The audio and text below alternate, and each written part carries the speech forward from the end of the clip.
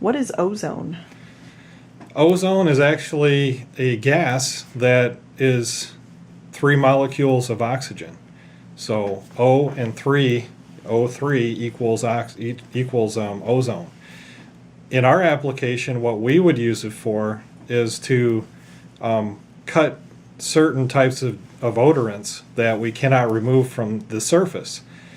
Whenever we remove an odor, the one thing we want to do first is try to remove the source. If we can remove that source, then we can always guarantee that the odor is going to be completely removed. But let's say we get into a situation where there was a whole bunch of like smokers or maybe one smoker who smoked in one particular room for many years. What'll happen is even after we've cleaned all the surfaces, some of that soot from the cigarette has gotten up into the ballast of the light fixtures, has got behind the switch plate covers, has got to the, whatever.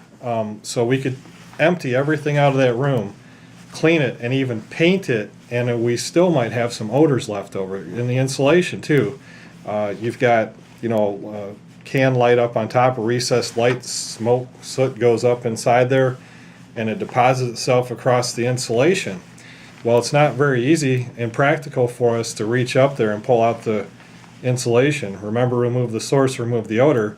It's not always practical to take that insulation out, and it starts to get pretty expensive. So a good solution for that is to pressurize that room with ozone. Ozone breaks down very quickly. It turns back into oxygen in usually just a few hours. So it's completely safe if you get out of this room while it's charging, and then stay out of that room until it's done with its work and is converted back over to oxygen.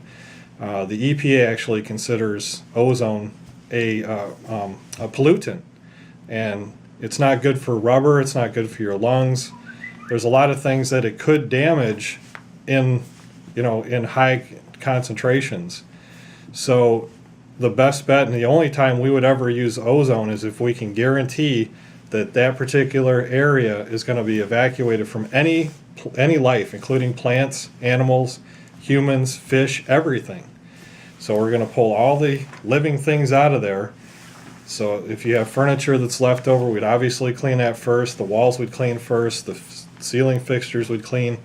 And then if the odor's still there, get everybody out of that room, close the door, put a big sign across that do not enter, and then turn on the ozone machine, which will pressurize the space that we cannot clean. So those ballasts, behind the ballast, the insulation, behind the switch plate covers, the insulation behind there, all that can get pressurized with the ozone, and that usually takes care of it.